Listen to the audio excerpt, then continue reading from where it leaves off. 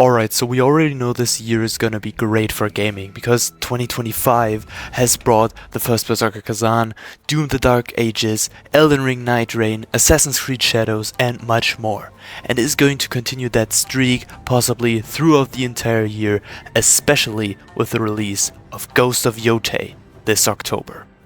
But today is not about Yotei, it's about Tsushima, a game that is loved ever since it came out in 2020, and one that has a special place in my heart, being one of my first open world game experiences. Today, we're gonna have a look at how the game holds up to 2025 standards and go over what makes Ghost of Tsushima the masterpiece it still is today. So let's stop the blabbering and let's go. Ghost of Tsushima takes place during the Mongol invasion in Japan during the 13th century. In form of an open-world adventure, it guides you through the story of this historical event, while also not sticking to the facts too much. We live through a story of war against the Mongols and the task of freeing the land of Tsushima from the Mongol invasion, all through a third-person perspective on Jin Sakai, the main protagonist, the son of the island's ruler Lord Shimura, and the later called Ghost. The game starts with the samurai force under Lord Shimura facing the invasion of the Mongols head-on in a war scenery, resulting into their loss due to a lack of manpower and weapon technology. Only Jin Sakai and Lord Shimura himself manage to survive, of which Shimura is captured by the Mongols and Sakai left behind to die. However, Sakai gets rescued by the thief Juna, whose brother was recently captured by the Mongols. She wants his help at rescuing him, so they form a pact, agreeing on Jin helping her if she helps Jin rescue his uncle. Over the course of the game, Jin realizes that the way of honor that was taught him by his uncle, forbidding him to fight his enemies in any other way but head-on without tricks, won't be enough to save his uncle and rescue the island. Thus, a conflict is created between his code of honor wanting him to save everyone and the samurai code only allowing him to fight honorably. Jin then has to choose and decides to act against the samurai code's will for a greater purpose, leading into a wonderful emotional story of self-doubt, evolving past tradition, sacrifice, friendship, and unity. In my opinion, the story is truly the strongest feature of Ghost of Tsushima's content because it has everything a grabbing story needs. We got attaching background stories of the protagonists, interesting side characters featuring individual dilemmas, inner conflicts, betrayal, cruel villains, and a hero that finally is not your traditional perfect being, but someone that has to deal with his own emotions and morals just as much as everyone else, and thus has to get his hands bloody without the traditional Japanese aspect of honor to accomplish a greater goal. Gameplay-wise, I think this game is a hit as well. We got a huge open world that is divided in 3 different main parts that are unlocked by progressing in the main story. And map areas are unlocked by clearing Mongol camps, so you get to know where all the important locations on your world map are.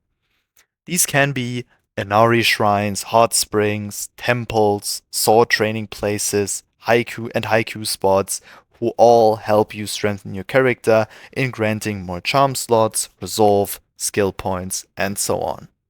Exploring everything gets even more exciting when encountering birds, leading you to hidden locations and items which you can spot by either seeing them in the sky or listening to their chirping. Through that, the game becomes sort of like a play with all senses experience, because certain events require the player to react to vibrations, sounds, and visual changes, like the light appearing on enemies, telling the player what kind of attack is being performed. So whether it is a casual, must counter, or must dodge move. And speaking of combat, Ghost of Tsushima has a very fun combat experience. It works in a kind of stance system, where you got 4 main stances, wind, water, stone, and moon, which you have to switch in between depending on what enemy type you're facing.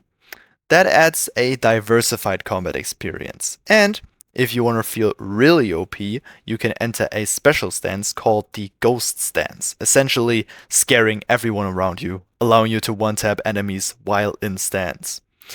Even more special moves are made possible by having the resolve system allow you to spend resolve during combat to perform special attacks and or heal or revive yourself mid-fight.